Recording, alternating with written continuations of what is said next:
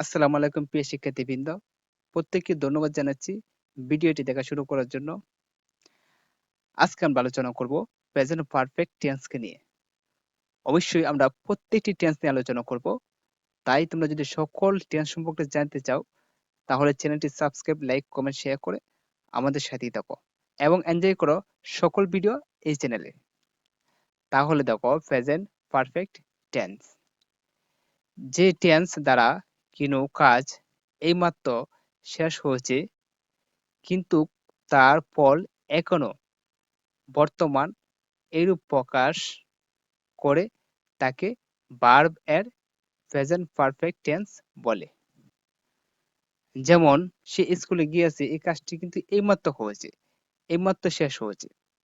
আবার দেখো আমি ফুটবল খেলিয়াছি, দেখো খেলাটা কিন্তু এইমাত্র শেষ হয়েছে। অর্থাৎ যখন কোনো কাজ বর্তমানকালে এইমাত্র শেষ হয়েছে তখন তাকে প্রেজেন্ট পারফেক্ট টেন্স বলে।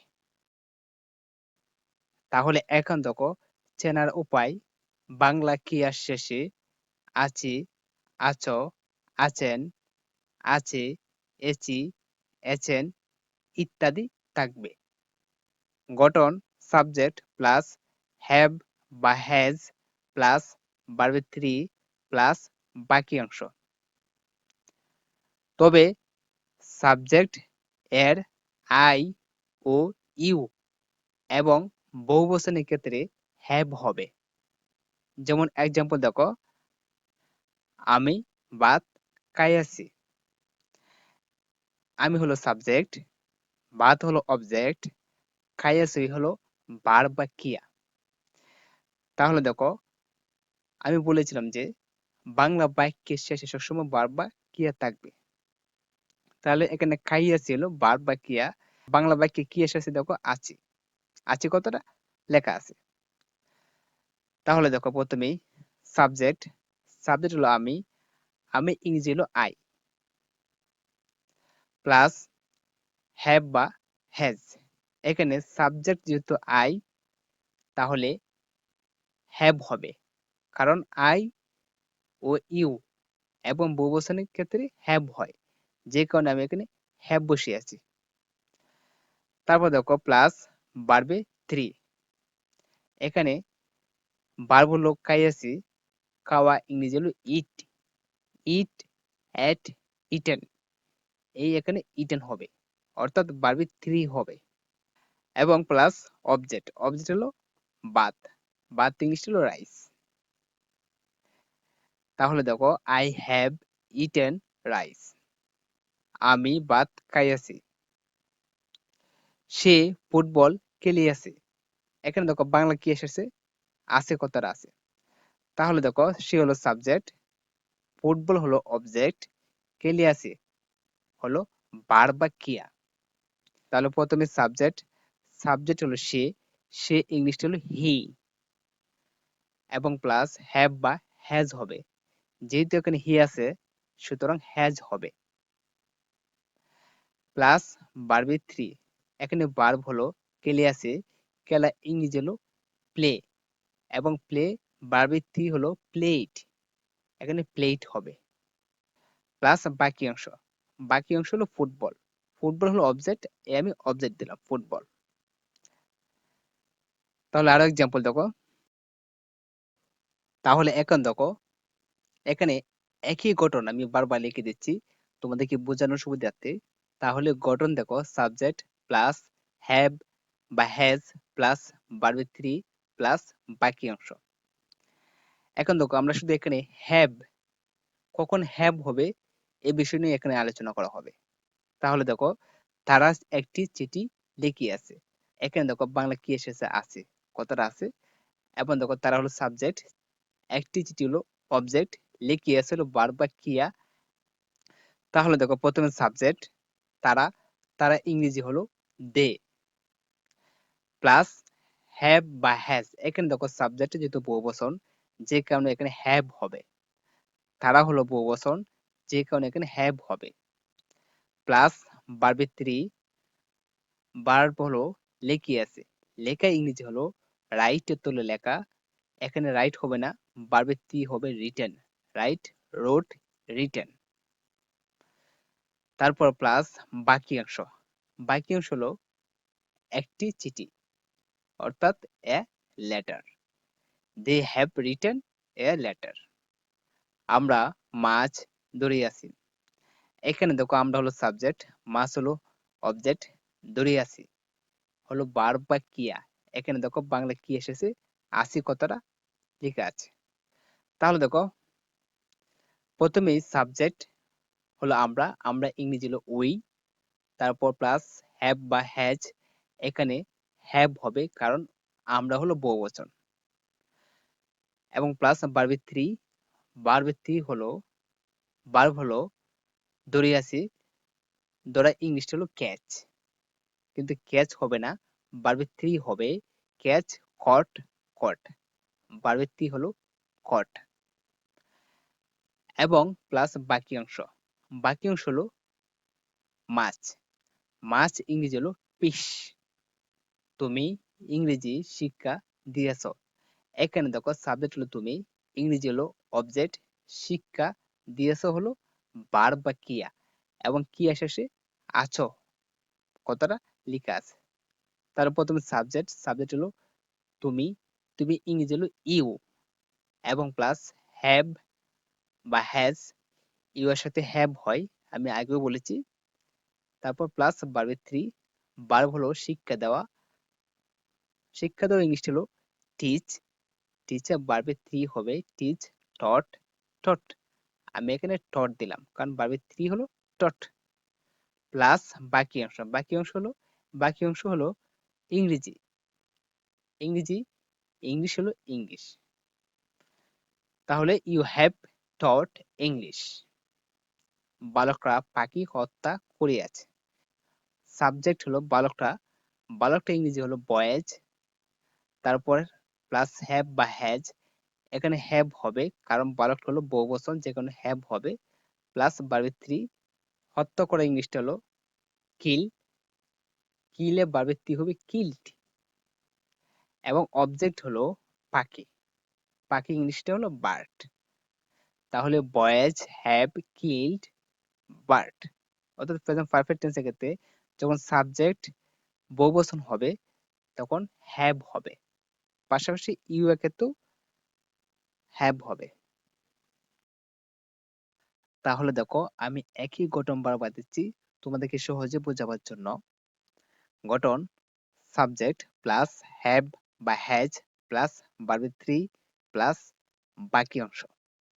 এখানে আমরা হ্যাজ কে নিয়ে আলোচনা করব, অর্থাৎ প্রেজেন্ট পারফেক্ট টেন্সের ক্ষেত্রে কখন হ্যাজ ব্যবহৃত হয় এই বিষয় নিয়ে আমরা আলোচনা করব। তাহলে দেখো সে ভাত রান্না করিয়াছে। এখানে সে হলো সাবজেক্ট, ভাত হলো অবজেক্ট, রান্না করিয়াছে হলো ভার্ব বা ক্রিয়া। দেখো ক্রিয়া শেষে আছে কথাটা লেখা আছে। তাহলে দেখো প্রথমে সাবজেক্ট, সাবজেক্ট হলো সে, সে ইংরেজি হলো হি। প্লাস হ্যাভ বা হ্যাজ। এখানে হ্যাজ হবে কারণ সে হলো একজন, যেহেতু একজন অর্থাৎ এক বচনের ক্ষেত্রে হ্যাজ হয়। Plus verb three. ভার্ব হলো রান্না করিয়াছে, রান্না করা ইংরেজি হলো কুক, আর কুক হবে verb three. Cook verb three হবে কুকড। প্লাস বাকি অংশ। বাকি অংশ হলো ভাত, ভাত ইংরেজি হলো রাইস। রানা ফুটবল খেলে আছে। এখানে রানা হলো সাবজেক্ট, ফুটবল হলো অবজেক্ট, খেলে আছে হলো ভার্ব বা ক্রিয়া, এবং দেখো আছে কথাটা সাথে আছে। তাহলে প্রথমে সাবজেক্ট হলো রানা, রানা ইংরেজি হলো রানা। প্লাস হ্যাভ বা হ্যাজ। এখানে হ্যাজ হবে কারণ রানা হলো এক বচন, যে কারণে হ্যাজ হবে। Plus verb three. ভার্ব হলো খেলে আছে, খেলা ইংরেজি হলো প্লে, প্লে ভার্ব থ্রি হবে প্লেট। প্লাস বাকি অংশ। বাকি অংশ হলো ফুটবল, ফুটবল ইংরেজি হলো ফুটবল। তাহলে রানা হ্যাজ প্লেড ফুটবল। তার পিতা আমাকে সাহায্য করে আছে। এখানে দেখো তার পিতা হলো সাবজেক্ট, আমাকে হলো অবজেক্ট, সাহায্য করে আছে হলো ভার্ব বা ক্রিয়া, এবং দেখো ক্রিয়া শেষে আছে। তাহলে তার পিতা হলো সাবজেক্ট, তাহলে তার পিতা ইংরেজি হলো হিজ ফাদার। এবং দেখো প্লাস হ্যাভ বা হ্যাজ, এখানে হ্যাজ হবে কারণ তার পিতা হলো এক বচন, যে কারণে হ্যাজ হবে। তারপর প্লাস ভার্ব থ্রি হলো সাহায্য করে আছে, সাহায্য করা ইংরেজি হলো হেল্প, হেল্পের ভার্ব থ্রি হলো হেল্পড। প্লাস বাকি অংশ হলো আমাকে, আমাকে ইংরেজি হলো মি। তাহলে দেখো his father has helped me, আমার ভাই আমাকে একটি গল্প বলিয়াছে। এখানে দেখো আমার ভাই হলো সাবজেক্ট, আমাকে হলো অবজেক্ট, একটি গল্প হলো আরেকটি অবজেক্ট, বলিয়াছে হলো ভার্ব বা ক্রিয়া, এবং দেখো আছে কতটা সাথে আছে।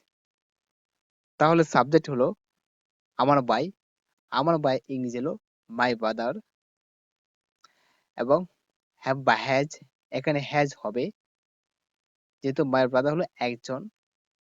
প্লাস ভার্ব থ্রি, ভার্ব হলো বলিয়াছে, বলা ইংরেজি হলো টেল, টেলের ভার্ব থ্রি হলো টোল্ড, টেল টোল্ড। প্লাস বাকি অংশ হলো অবজেক্ট। এখানে দেখো অবজেক্ট দুটি, একটি হলো আমাকে, একটি হলো একটি গল্প, এই দুটি হলো অবজেক্ট। তাহলে আমাকে ইংরেজি হলো মি, আর একটি গল্প হলো এ স্টোরি। তাহলে দেখো my brother has told me a story. Okay, মোট কথা হলো যখন প্রেজেন্ট পারফেক্ট টেন্সের ক্ষেত্রে সাবজেক্ট এক বচন হবে তখন সাহায্যকারী ভার্ব হিসেবে হ্যাজ হবে। ওকে, তাহলে এখন দেখো প্রেজেন্ট পারফেক্ট টেন্সকে নেগেটিভ করতে চাইলে গঠন সাবজেক্ট প্লাস হ্যাভ বা has plus not plus verb three plus বাকি অংশ, আমি সেখানে যাই নাই। দেখো এই বাংলা বাক্যটি কিন্তু নাবোধক বাক্য। এখন এটাকে আমরা ইংরেজি করব। প্রথম সাবজেক্ট হলো আমি, আমি ইংরেজি হলো আই। তারপর দেখো হ্যাভ বা হ্যাজ, যেহেতু এখানে সাবজেক্ট আই আছে সুতরাং এখানে হ্যাভ হবে। প্লাস নট, হ্যাভ এর উপর আমরা নট বসিয়ে দিলাম কারণ গঠন অনুসারে। প্লাস ভার্ব থ্রি, ভার্ব হলো যাই, যাই ইংরেজি হলো গো, গো ভার্ব থ্রি হলো গন। প্লাস বাকি অংশ হলো সেখানে, সেখানে ইংলিশটা হলো দেয়ার। তাহলে আই হ্যাভ নট গন দেয়ার। সে ভাত খায় নাই, বাক্যটি হলো নেগেটিভ বা নাবোধক। তাহলে দেখো সাবজেক্ট হলো সে, সে ইংরেজি হলো হি, এবং প্লাস হ্যাভ বা হ্যাজ, এখানে হ্যাজ হবে কারণ যেহেতু সাবজেক্ট এক বচন যে কোনো হ্যাজ হবে। প্লাস নট, নট দিলাম। প্লাস ভার্ব থ্রি, ভার্ব হলো এখানে খাই, খাই এর ভার্ব থ্রি হলো ইটেন, ইট এট ইটেন। প্লাস বাকি অংশ হলো বাত, বাত ইংরেজি হলো rice, he has not eaten rice. আমরা ফুটবল খেলি নাই, এই বাংলা বাক্যটি হলো নাবোধক বাক্য। তাহলে দেখো আমরা ইংরেজি হলো উই, এবং হ্যাভ বা হ্যাজ হবে, এখানে হ্যাভ হবে কারণ আমরা হলো বহুবচন, যে কারণে হ্যাভ হবে। প্লাস নট দিলাম নট, এবং প্লাস ভার্ব থ্রি, ভার্ব হলো খেলি, খেলি ইংরেজি হলো প্লে, যেহেতু এটা প্রেজেন্ট পারফেক্ট যে কারণে এটা ভার্ব থ্রি হয়ে যাবে প্লেট। দেখো ভার্ব থ্রি প্লেট। প্লাস বাকি অংশ হলো ফুটবল, দিলাম ফুটবল। তাহলে দেখো প্রেজেন্ট পারফেক্ট টেন্স কে নেগেটিভ করতে চাইলে আমরা শুধু হ্যাভ বা হ্যাজ এর পরে শুধু নট বসিয়ে দিব, তাহলেই প্রেজেন্ট পারফেক্ট টেন্স এ নেগেটিভ হয়ে যাবে। অর্থাৎ হ্যাভ বা হ্যাজ এর পরে শুধু নট বসিয়ে দিব, তাহলেই নেগেটিভ হয়ে যাবে। ওকে, তাহলে আজকে পর্যন্তই। যদি ভিডিও ভালো লাগে তাহলে চ্যানেলটি সাবস্ক্রাইব, লাইক, কমেন্ট, শেয়ার করে আমাদের সাথে থাকো।